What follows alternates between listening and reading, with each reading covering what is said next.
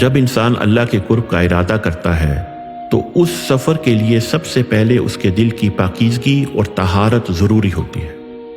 دل کو پاک کرنے کا ایک ہی آلہ ہے، جس کے متعلق اللہ کے حبیب صلی اللہ علیہ وسلم نے ارشاد فرمایا، لِكُلِّ شَيْءٍ سَقَالَةٌ وَسَقَالَةُ الْقُلُوبِ ذِكْرُ اللَّهِ۔ ہر چیز کو چمکانے کا ایک آلہ ہے، اور دلوں کو چمکانے کا آلہ اللہ کا ذکر ہے۔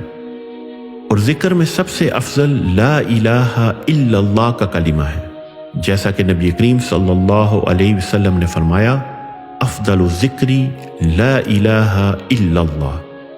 سب سے افضل ذکر لا الہ الا اللہ ہے، اور اس کی اس قدر فضیلت ہے کہ نبی کریم صلی اللہ علیہ وسلم نے فرمایا، اگر زمین اور آسمان کو ترازو کے ایک پلڑے پر رکھ دیا جائے اور لا الہ الا اللہ کو دوسرے میں، تو لا الہ الا اللہ والا پلڑا جھک جائے گا۔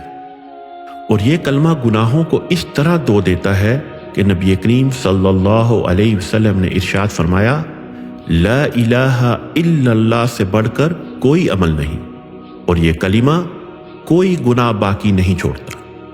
اسی لیے اہل بیت رسول صلی اللہ علیہ وسلم کے روحانی سلسلہ طریقہ برہانیہ کے مشائخ اللہ کی راہ کے مسافر کو استغفار مکمل کرنے کے بعد 70,000 مرتبہ تحلیل یعنی لا الہ الا اللہ کا ورد دیتے ہیں، کیونکہ نبی کریم صلی اللہ علیہ وسلم نے فرمایا، جس کسی نے 70,000 مرتبہ لا الہ الا اللہ پڑھا، اللہ سبحانہ تعالیٰ اس کی مغفرت فرما دے گا، اور جس کے لیے پڑھا گیا اس کی بھی مغفرت فرما دے گا۔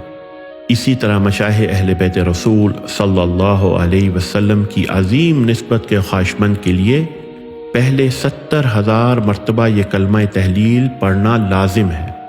اسے پڑھنے کا درست طریقہ یہ ہے، لا الہ الا اللہ، لا الہ الا اللہ، لا الہ الا اللہ۔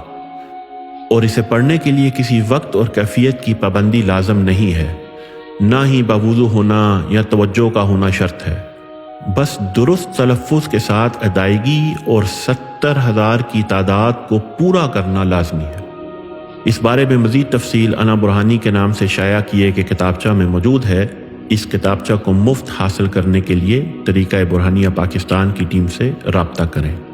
اللہ سبحانہ تعالی ہمیں عمل کرنے کی توفیق عطا فرمائے، آمین۔